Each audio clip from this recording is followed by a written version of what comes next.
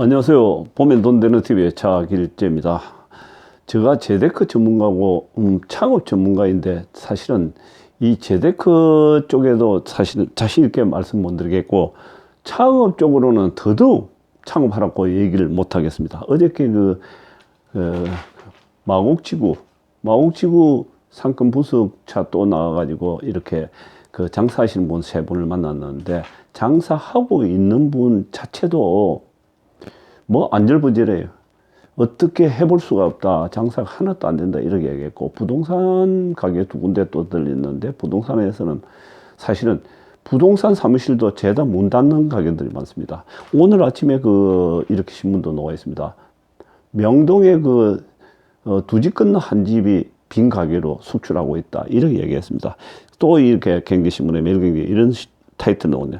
한국경제 지옥문 대비하라 이렇게 얘기해놨습니다. 오죽하면 지옥문이라고 얘기했을까 이렇게 얘기합니다.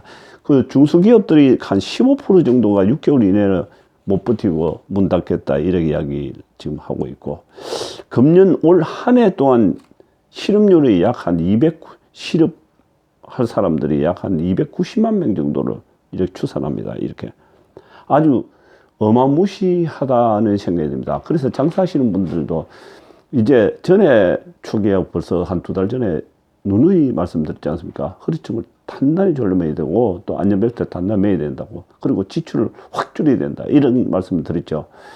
이제 뭐 그걸 또 안이한 생각 가지고 있으면 절대 아닙니다. 지금 장사하기는 상당히 어렵다. 그리고 제가 또 이 말씀드리고 싶은 거는 건물주 되시는 분들, 어정쩡한 건물 지어놓고 최근 약 한 1, 2년 전에부터 이렇게 건물 지으신 분들 세입자 구하기가 상당히 어렵고 또 은행 부채를 많이 안고 있지 않습니까?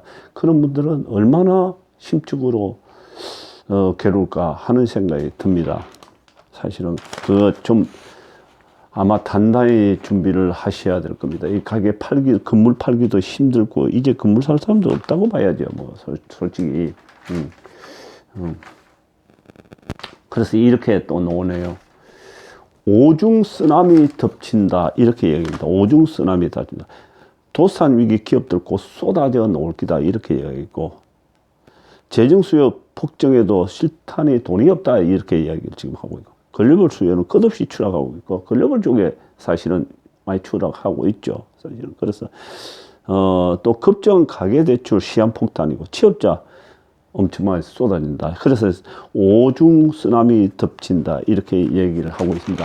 이거 남의 일 아니고 대한민국 지금 현재 벌어지고 있는 현실이다 이렇게 보면 되겠습니다. 사실은. 그래서 이렇게 기업들도 사람을 하나도 뽑지를 않고 각자 도생으로 지금 들어갔기 때문에요. 우리 개인은 무슨 힘이 있겠습니까? 그리고 또 실탄이 뭐가 있습니까? 사실은 재테크, 언젠가 말씀드렸죠. 강남에 제일 유명한 PB 한 분이 말씀하시기를 작년 말에 2020년도는 자기 자산 지키는 게 가장 좋은 재테크다. 저는 늘 맹심하고 있거든요. 사실은 마음속으로 자기 자산 지키는 게 제일 재테크 중에서 제일 재테크다 이런 얘기를 했습니다. 그러니까 많은 분들이 이런 얘기 하더니 주변에서 보니까 달러를 좀 가지고 있으라고. 그래서 달러를 가지고 있다든지 현금을 가지고 있다든지, 이거 전에는 현금을 가지고 있으면 바보 소리 들었는데 그게 실탄 아니겠습니까? 자, 또 위기는 기회라 그랬지 않습니까? 자연 덮친 불황, 코로나 쇼크, 여름 이후 꼬마 빌딩 쏟아진다. 사실은 이게 워낙 지금 빈 가게가 속출하고 있기 때문에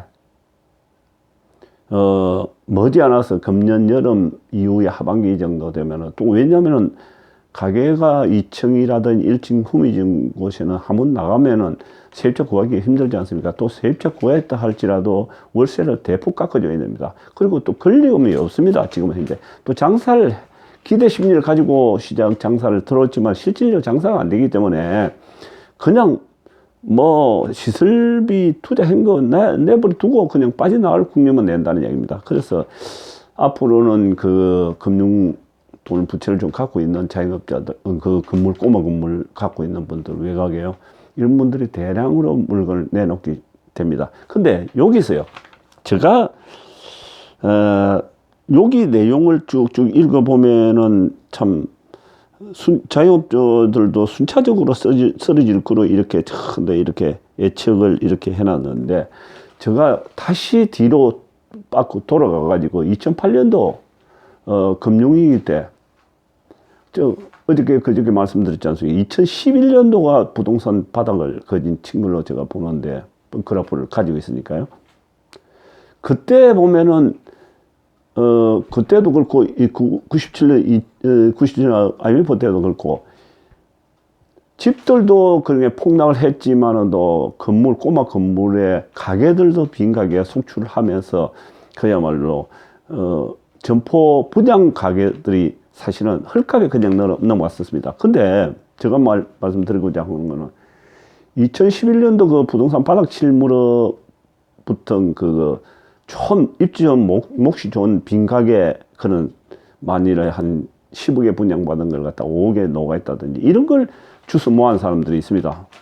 은행도 않고 빈가게라도 새가 안 나가더라도. 근데 그러고 난 다음에 거기 올라오는 속도가 엄청 빨랐습니다. 2013년 지나가다가 2014년, 2015년, 2016년도 정도 되니까 그게 전부 다 더블 이상을 팍팍 나왔었습니다. 점포, 분양 점포들이.